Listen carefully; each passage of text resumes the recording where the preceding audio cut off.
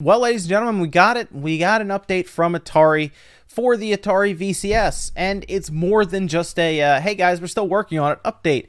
They told us about a subscription service that we'll talk about that tomorrow morning in Newswave, so check that out if you want to hear more about my thoughts on this game streaming service that they seem to tell us about, or basically a subscription service that we'll have access to that we pay for. Anyway, the other thing that I was more interested in, and I think quite a few people were interested in, because it is at least a confidence builder if you were a backer, and that is a motherboard of some kind. Now, I'm going to say up front, this motherboard is a bit strange, and I'm not 100% sold on what I am seeing, like straight up, okay? I think there are some question marks about this board that they're putting in front of us, and I wanted to kind of go over some of the interesting things about it and point some different things out that stood out to me a little bit anyway. So this is what they posted this. They said, hey, here is an Atari VCS prototype board, like hot off the presses. Like they just got done printing it and putting all the stuff down. They put it through the oven to melt all the solder and all of that. And here we are, the Atari VCS board, an early, I assume, prototype board.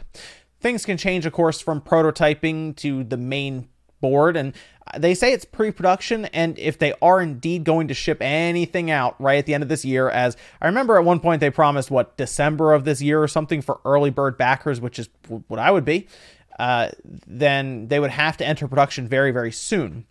So this is the board right in front of us, and there's a few things I can kind of figure out from what we're seeing.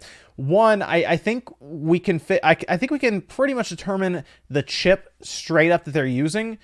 They of course have Ryzen printed, but looking around, I think I know what chip they're using, like specifically. So we can talk a little bit about that, some of the ports, and some of the interesting things around the edges. So I went ahead and took the picture in a GIMP so I can kind of point out some different things here with my little cursor. So let's go around, shall we? At the top here this is the back. So if you're looking at it from here, the blue buttons you see here is the back. This would be the front. Okay, so starting from the back, we have a button here, the power port. And what's interesting about this power port, it reminds me of a laptop port. I want to say that reminds me of either the Samsung ports or ASUS ports.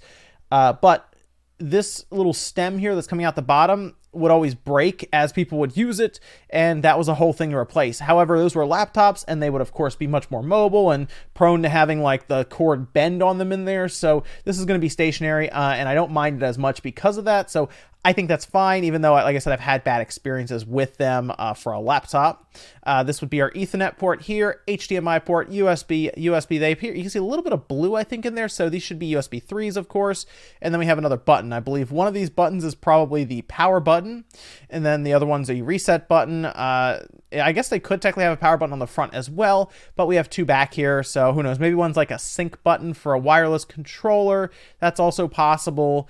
But outside of that, we have some connectors on the outside here. One of these, this one here in particular, appears to run up into the CPU GPU combo here, the APU, kind of up and around. So this could be a couple of things. There's a chance that this could run off to the side, and the SD card slot could be a ribbon cable part that's plugged in like its own separate board. That's a possibility. It could also be the controller ports, although we have another one over here that could be the controller ports as well.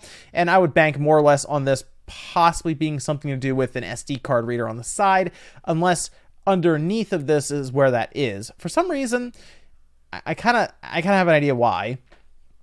They did not show us the underside of the board, and we kind of need to see the underside of this board because we're missing something very, very major on this board. In fact, look at this board right now. What are we missing? Because it's very, very obvious if you've looked at any motherboard that deals with a normal game console like the PlayStation 4 or the Xbox One or even the Switch. A video card, think of a video card, that should be pretty obvious as well. There's no RAM on the top side of this board, which is a little funny. Now, here's the thing. The RAM could be on the underside of the board, but I really don't know why it would be under there. All right, that's my biggest thing. I don't know why you put the RAM on the underside of this board when, if you look straight on at it, there is a large section right here where you could put 1, 2, 3, 4 chips, because they said what? There's going to be a 4 gigabyte and an 8 gigabyte configuration. why wouldn't you want it right next to the APU? That's the weird thing. Even on the other side would be just strange. Now there's a lot of via holes here, so I guess it could be running around the other side. That just seems like wasted space here, where you drop the RAM chips. It's all possibly cooled with one big heatsink, right? You could have a probably save somewhere, as otherwise you might need a back plate for this, right? Thermal pads and everything. It just seems inefficient on manufacturing side. Again, though, this is a prototype board, but I have a strong feeling that this would not work if they plugged it in, okay? That's my thought. It's just my guess. I like that they are showing us something hardware related. It's great that they've done something, but I'm a little skeptical on this board actually firing up if they plugged it in. So I'll just say that. On the bottom, though, I am optimistic on some of this stuff. For example, this appears to be our our wireless. I guess they're gonna let you use like a wireless LAN card that they'll supply. That's more or less what this is. On this side here, this appears to be an M.2 port, which is cool.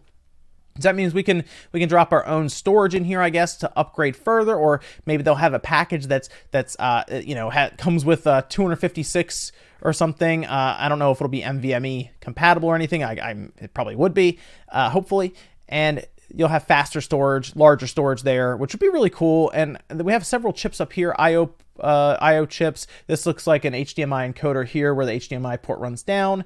Probably some IO ports here, IO chips. This possibly could be a flash memory chip. It's very possible, or just more to do with IO, and then several fuses and all kinds of stuff over here. But then we get to the Ryzen chip itself.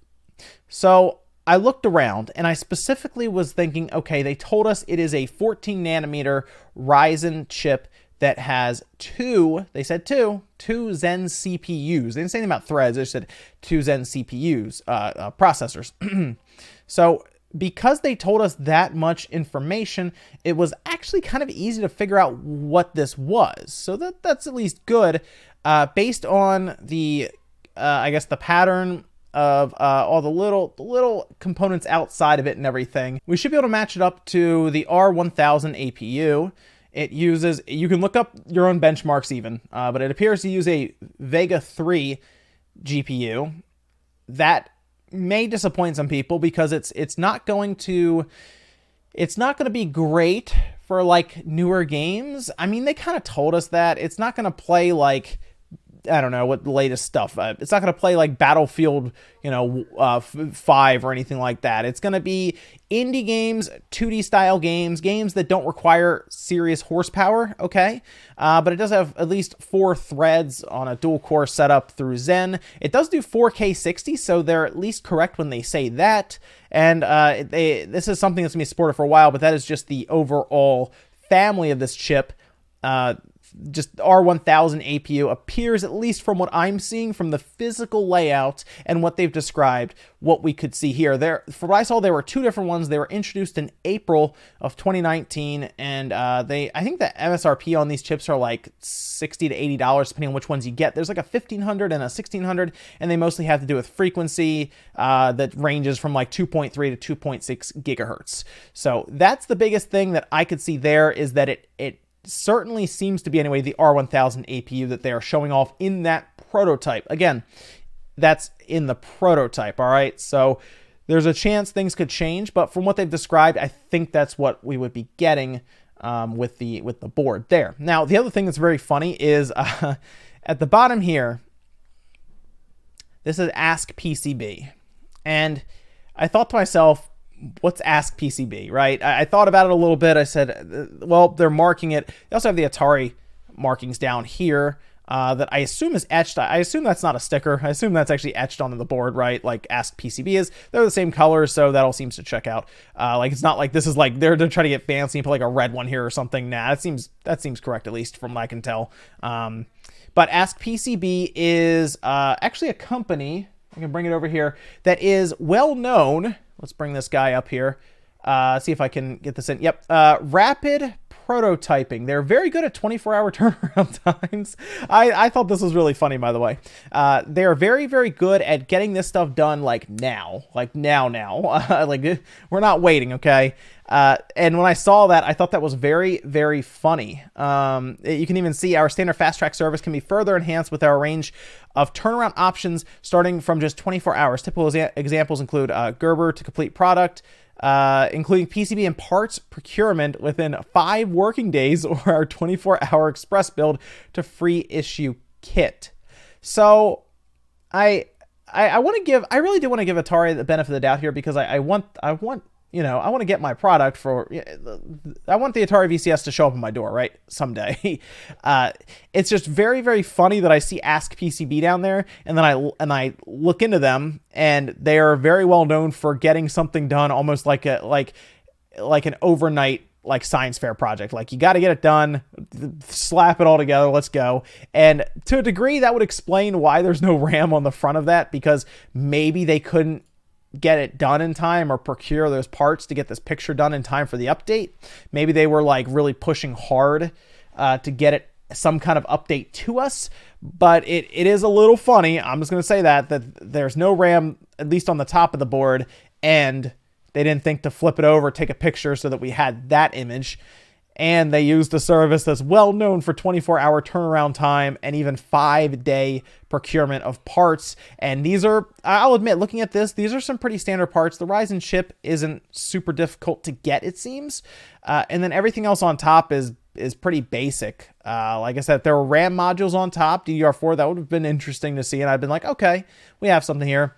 Otherwise, though, it does look like they just kind of threw a bunch of parts onto a board, a PCB, and sent it through the old oven to get it all cooked down. But hey, you know what? At least they showed us something. We'll see if they can get this into production in time to get some of these sent out for us by the end of the year, early beginning 2020. Because hey, I'll keep this picture and we'll see how close the final thing is to what they're showing here. Maybe I open it up and maybe the RAM's on the bottom, and there we go. It was like that the whole time.